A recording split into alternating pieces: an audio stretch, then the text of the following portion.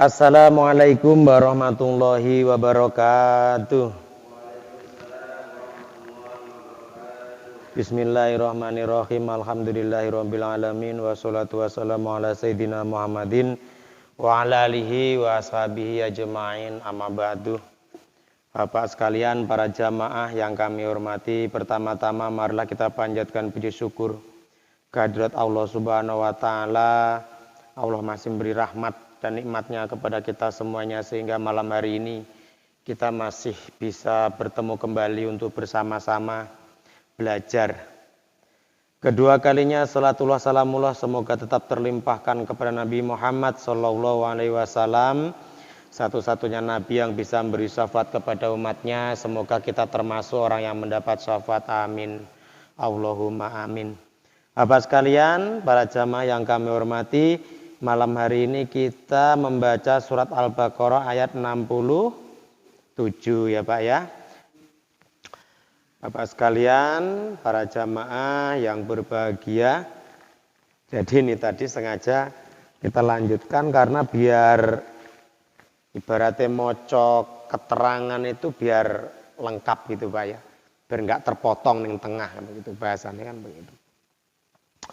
Bapak sekalian, para jamaah yang kami hormati, malam hari ini kita membaca surat Al-Baqarah dimulai dari Al-Baqarah ayat 67. Di sini masih tetap menceritakan tentang perilaku Bani Israel, Bapak sekalian. Dalam hal ini, dalam ayat 67 ini, wa idz qala Musa liqaumihi, dan ingatlah ketika Musa berkata kepada kaumnya, begitu ya Pak ya. Dan ingatlah ketika Musa berkata kepada kaumnya, yakni kaum Nabi Musa tentunya adalah Bani Israel. Apa yang dikatakan oleh Nabi Musa kepada kaumnya? Innallaha ya'murukum an tadbahu baqarah. Sesungguhnya Allah menyuruh kamu semua untuk menyembelih sapi. Nah, ayat ini yang dikenal orang-orang Bani Israel, orang-orang yang seneng takon, Pak. Tapi terkenal wong sing apa lek ngarani yo, kakan pertanyaan begitu loh. Ibaratnya kalau kita mestinya lek dikongkon ya sekindang budal ngono lah ibaratnya gitu loh. Tapi karena banyak pertanyaan sehingga muncul syarat-syarat yang mungkin harus dipenuhi begitu. Jadi dalam ayat ini Allah menjelaskan bahasanya disuruh mengingat ketika dahulu Nabi Musa itu berkata kepada kaumnya.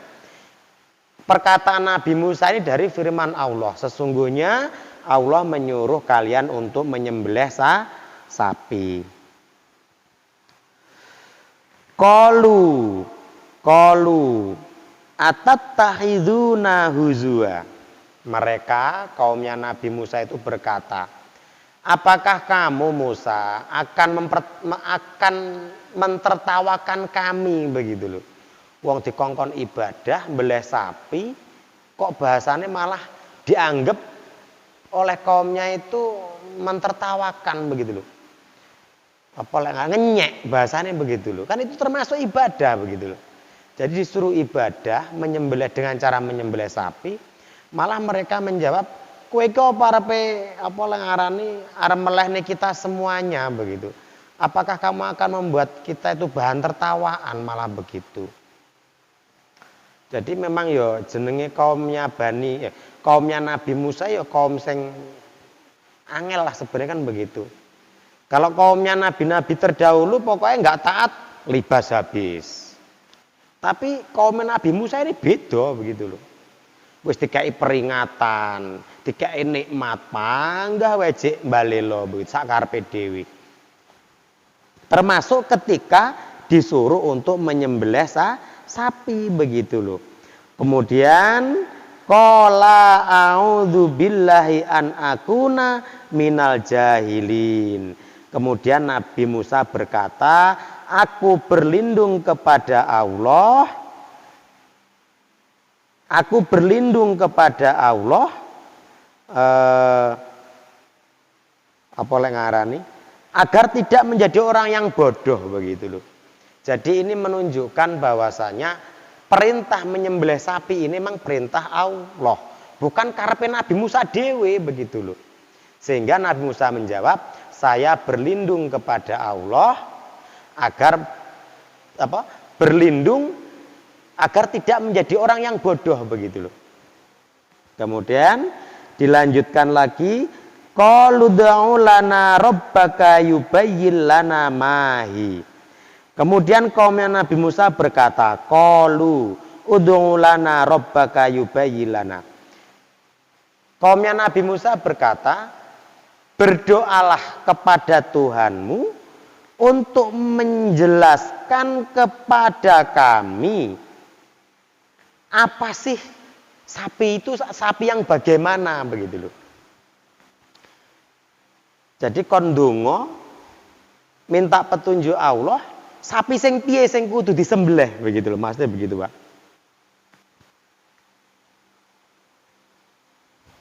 Jadi Gusti Allah itu diminta untuk menjelaskan sapinya yang seperti apa. Qala, Musa menjawab, innahu yaqulu, sesungguhnya Allah berkata, innaha baqaratun la faridun wala bikrun. Sesungguhnya sapi itu tidak muda juga tidak tua. Ciri-cirinya sapi yang harus sembelih. Jadi sapi itu tidak kok sapi tua ataupun tidak terlalu muda begitu. Awanum baina dzalik. Sapi itu berada di antara keduanya. Jadi perintah ini diminta menyembelih sapi itu ciri-cirinya di antaranya yora tuwek banget, yora nom banget. Tapi di antara keduanya. Ciri-ciri sapi itu tidak terlalu tua juga tidak terlalu muda. Tidak tua juga tidak muda. Artinya ciri-ciri sapinya adalah pertengahan di antara keduanya. Awanum baina dzalik. Terus faf'alu ma tu'marun, maka kerjakanlah apa yang telah diperintahkan. Wis lakonono wae begitu loh. Pokoknya sapine kuwi mau tidak terlalu tua juga tidak terlalu muda. Faf'alu ma tu'marun, kerjakanlah apa yang diperintahkan. Wis kon lakoni wae gitu loh. Tapi namanya Bani Israel cik panggah takon meneh, Pak. Nih dilanjutkan dengan ayat berikutnya. Qalu du'u lana rabbaka yubayyin lana ma launuha. Qalu, mereka Bani Israel berkata, ud'u lana rabbaka yubayyin lana. Berdoalah kepada Tuhanmu untuk menjelaskan kepada kami malaunuha, apa warna sapi itu.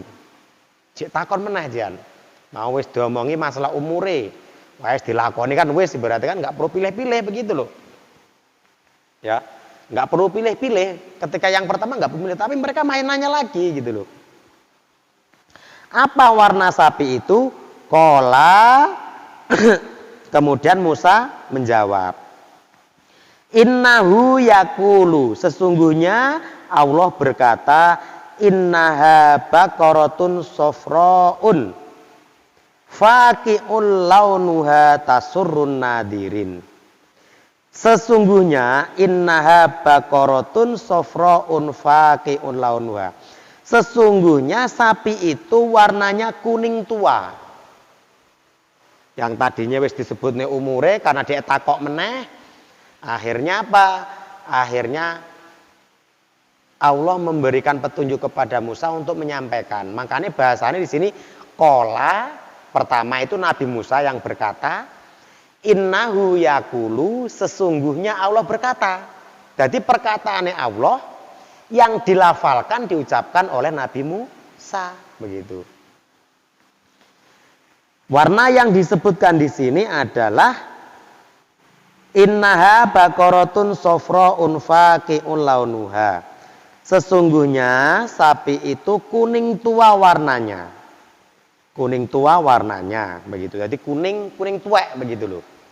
Karena sapi yang warnanya kuning tua itu kategori sapi yang berkualitas baik biasanya, Pak. Kok sapi warnanya kuning tua, itu biasanya memang sapi yang berkualitas baik. Sapi super lah bahasanya kan begitu. Tasurrun nadirin, yang membuat orang itu senang melihatnya, begitu. Jadi warnanya kuning tua, sehingga orang yang melihatnya itu senang, begitu loh. Nah, ini pun masih belum cukup ternyata, begitu loh. Jadi kaumnya Nabi Musa, Bani Israil jek takon meneh gitu loh, Pak yo. Takonnya kaya apa? Nih. Qalu ud'u lana rabbaka yubayyin lana mahi. Qalu, mereka berkata, artinya kaum Nabi Musa tadi ya Pak ya, berkata kepada Musa, kaumnya berkata kepada Musa, ud'u lana rabbaka yubayyin lana mahiya. Berdoalah kepada Tuhanmu untuk menjelaskan sapi tadi, begitu loh. Ya toh? Innal baqara tasabaha alaina. Sesungguhnya sapi itu belum jelas bagi kami, begitu. Jadi ciri-ciri sapi yang disebut itu masih belum jelas kata mereka. Padahal sudah umur sudah disebutkan, warna sudah disebutkan, itu pun masih belum cukup, begitu loh. Ijek takon meneh, begitu loh. Jadi innal baqara tasabah alaina. Sesungguhnya sapi ini masih belum jelas bagi kami, begitu loh. Wa inna insa'allahu lamuhtadun, dan jika Allah berkehendak maka kami akan mendapatkan petunjuk. Iku jek nggawa-nggawa jenenge Gusti Allah, begitu. Jadi wong cek akan pertanyaan itu jika cek nggawa-nggawa jenenge Gusti Allah, begitu. Karena biasanya urusan agama itu, amalan atau agama itu juga akan pertanyaan. Nanti malah syaratnya abot sampan nih Pak. Misalnya sampan gini Pak Kiai gini, misalnya kan takon masalah, Yai, gue anak kulon niku neng pondok ora kerasan Yai. Kira-kira piye Yai yo? Wis iki amalno. Kesamaan jirung puas, dikai donga rong puas, begitu loh. Peng pinten Yai? Mestinya enggak begitu. Engko sama jirung puas meneh ijo takon meneh sampean Gus Soso. Waktune sing paling sae napa Yai? Iya toh? Ya toh? Terus lewes ngono. Engko sama jirung puas meneh pincana gitu. Kira-kira apa lek ngarane kuwi madepe ning ndi engko ya bingung. Nah, artinya lek dikai amalan apapun enggak usah kakean pertanyaan. Wis dilakoni sak yakine dhewe, begitu loh. Karena nanti akan muncul syarat-syarat yang makin abot, begitu loh. Seperti kaum Nabi Musa tadi, akhirnya apa? Mereka menyembelih binatang yang kualitasnya paling baik. Jadi lek cara sapi sing paling larang, akhirnya kan begitu. Padahal awalnya kan nek sementing pokok ora tua ya ora muda. Kan ngono toh? Tidak terlalu tua juga tidak terlalu muda, begitu loh. Jadi ayat ini, beberapa ayat ini, inilah yang menjadikan Bani Israel itu terkenal wong sing kakean pitakon. Bahasa lainnya apa ya? Ya termasuk wong sing apa ya? Kakean pertanyaan lah begitu. Brengkel. Ini udah berhari-hari bahas Bani Israel nggak ente-ente paning koran iki, Pak. Makanya jenengan lek anak eneng pondok kok kayane ora kerasan wis njaluk donga kiai. Lek ora njaluk donga kiai yo lek ora gelem lakoni dhewe nyulung didongakne kiai ngono wae wis. Kayak banyu kan ngombene wis dombekne ngono wae rasa kakean pertanyaan begitu loh. Makanya kadang nanti muncul syarat sing aneh-aneh terusan begitu. Bisa-bisa malah aneh Pak, sampean kudu mbleh ayam malih ngono bareng malihan iki. Engko lek gendurinan digoreni wae iki santri-santri ya luwih seneng iwak. Qala Musa berkata, innahu yaqulu, sesungguhnya Allah berfirman, innaha baqaratun la dzalulun tusirul ard. Sesungguhnya sapi itu belum pernah dipakai untuk membajak bumi. Akhirnya tambahnya syaratnya, iya. Tambah meneh syarat yang muncul begitu loh. Padahal di atas tadi sudah dikatakan faf'alu matu maru ning ndul mau wis to lakono napa wis diperintah ijik takon. Akhirnya makin berat syaratnya kan begitu. Karena biasanya sapi sing apik ku ya diuri-uri Pak, nggih petletan ning omah. Akhirnya muncul syarat ngene iki mau sapi kuwi durung pernah untuk membajak bumi. Kena emang nggih ngluku lah Pak ya mungkin Pak ya. Urung tau nggih ngluku sapi kuwi akhirnya kan begitu. Begitu. Di samping itu apalagi walataskhil hartha dan belum pernah dipakai untuk membawa air. Membawa air dalam artian di sini kan Pak ini untuk menyirami bumi. Iya. Belum pernah dipakai untuk menyirami bumi berarti walataskhil harsa itu belum pernah dipakai untuk menyirami bumi berarti.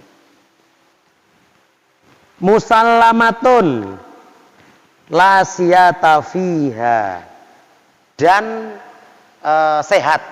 Musallamah itu sehat, sapi sehat Pak. Sapi sehat la siyata fiha, tidak ada cacat di dalam sapi itu. Ya. Pokoknya sapi ini sehat, tidak ada cacat sama sekali. Qalu. Kemudian mereka kaumnya Bani Israil, kaumnya Nabi Musa itu berkata, qalu al-ana ji'ta bil haqqi. Sekarang katanya mereka berkata, saat sekarang kamu Musa telah memberikan keterangan yang sebenarnya. Begitu. Berarti karena akan pertanyaan sehingga syaratnya makin abot mau begitu. Fadabahuha. Kemudian mereka kaumnya Nabi Musa yakni Bani Israil menyembelih binatang itu atau menyembelih sapi itu.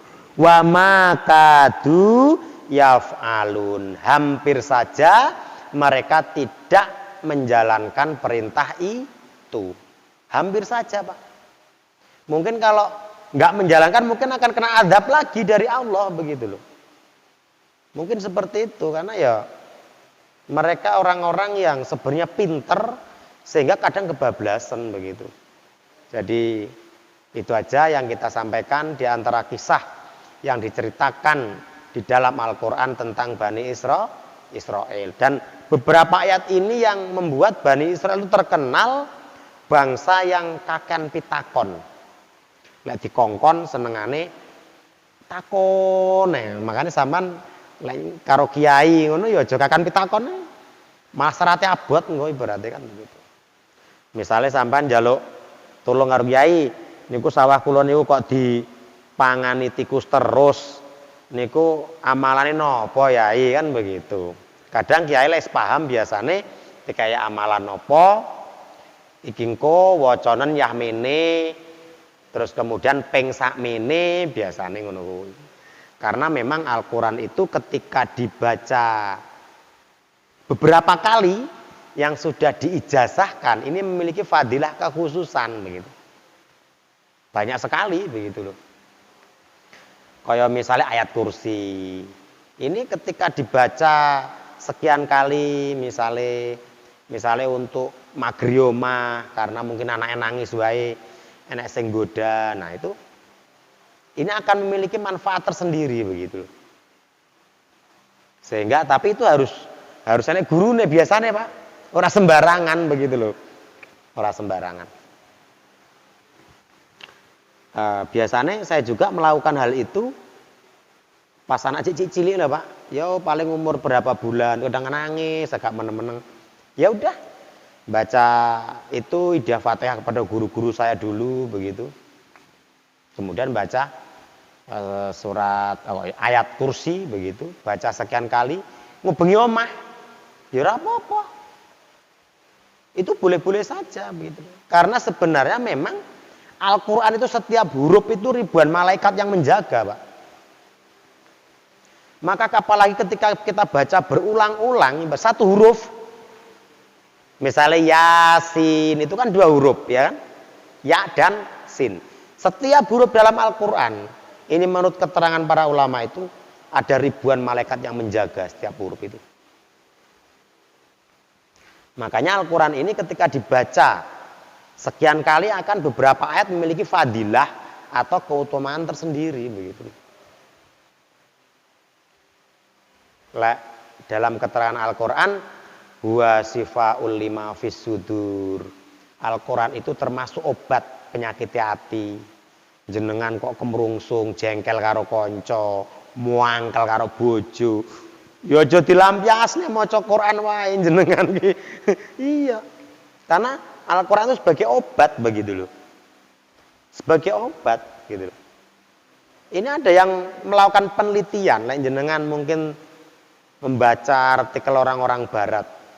Ada penelitian antara air yang dibacakan dengan ayat Al-Quran dan air yang tidak dibacakan dengan ayat Al-Quran. Ini sangat beda, Pak. Dari segi struktur molekulnya nanti beda. Kandungan-kandungan isi air tadi beda. Sama-sama dari sumur yang sama, 2 gelas, yang 1 gelas tidak dibacakan Al-Quran, tapi yang 1 gelas dibacakan Al-Quran. Ketika diteliti, ini nanti yang satu akan memiliki komponen yang sangat berbeda dengan yang tidak dibacakan Al-Quran. Sudah ada yang neliti loh Pak, gitu Pak. Jadi kalau yang sudah dibacakan Al-Quran tadi, air itu kandungan oksigennya tinggi. Terus air itu reaktif, artinya aktif airnya begitu loh. Beda dengan air yang tidak dibacakan Al-Quran begitu. Jadi kalau jenengan telaten buka HP, Android, carilah informasi tentang apalah begitu. Tentang Al-Quran, penelitian tentang Al-Quran begitu. Ini akan membuat kita makin iman, kita makin kuat begitu. Sekarang contoh yang pernah saya baca. Masalah menyembelih binatang, Pak. Mengapa Islam itu mensyariatkan ketika penyembelihan binatang itu harus menggunakan senjata tajam? 1. Yang kedua, 2 urat nafas dan urat tenggorokan salur makanan itu harus putus, Pak. Syaratnya. Setelah ini diteliti, Pak. Syariat Islam ini diteliti oleh orang-orang barat. Karena mereka itu beranggapan Islam itu kan kejam, Pak. Menyembelih dengan seperti itu dianggap mereka kejam. Padahal mereka lebih kejam, sapi dibius dhisik Pak sadurunge dipateni, Pak. Padahal dibius itu dengan akan menyiksa sapi dengan lebih dahsyat lagi itu. Nah, karena mereka beranggapan kita ajaran yang kejam, sadis dengan memotong binatang berarti. Padahal sebenarnya itu tidak apalah dalam akhirnya ditemukan cara memotong hewan menurut syariat Islam itu tidak menyakiti binatang sama sekali.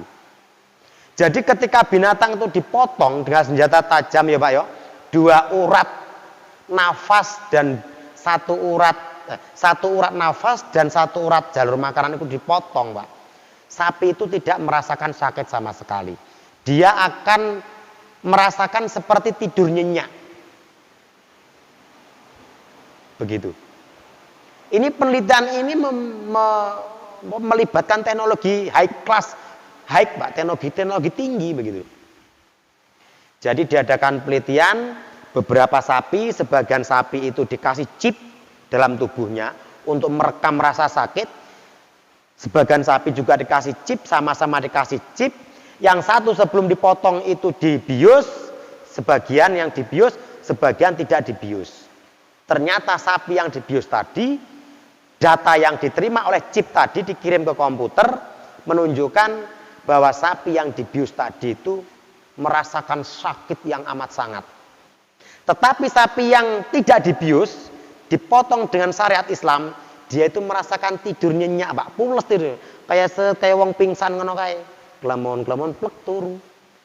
Jadi itulah diantara hikmah mengapa Islam menyarankan atau mensyariatkan dalam penyembelihan binatang itu harus dengan senjata tajam. Karena cara itulah cara yang tidak menyiksa terhadap binatang.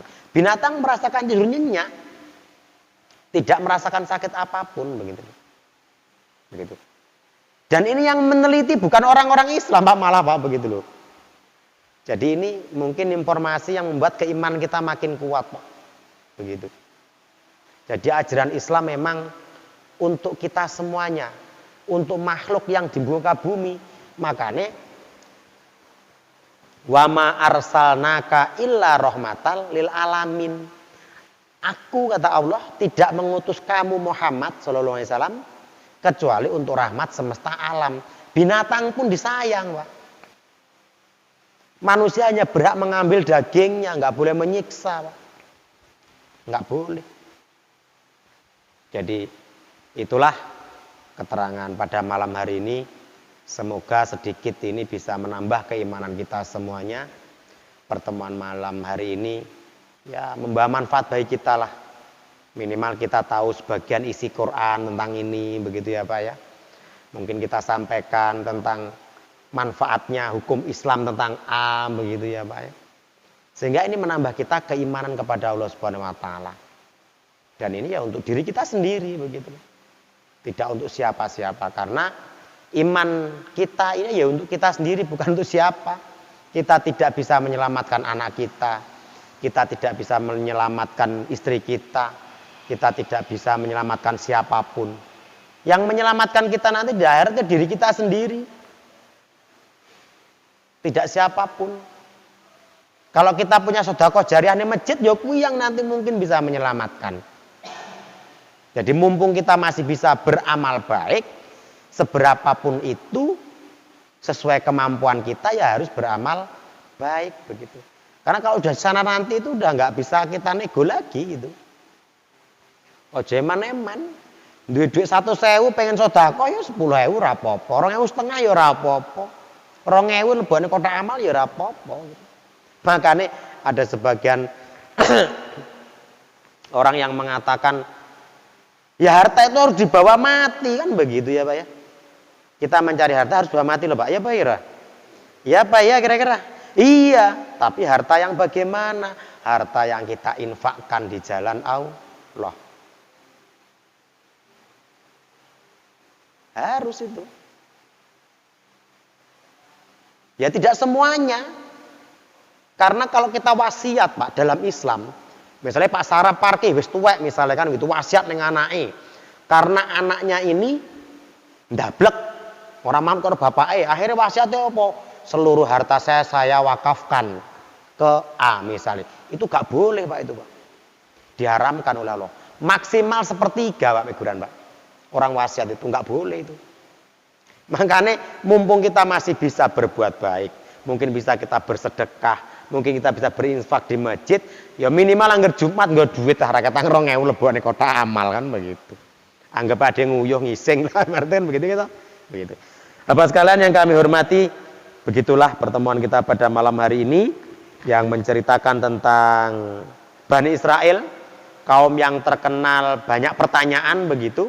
Semoga kita dijauhkan dari perilaku-perilaku seperti Bani Israel. Amin. Allahumma amin. Wallahumma fiq ila aqwamit thoriq. Ihdinas siratal mustaqim. Wassalamualaikum warahmatullahi wabarakatuh.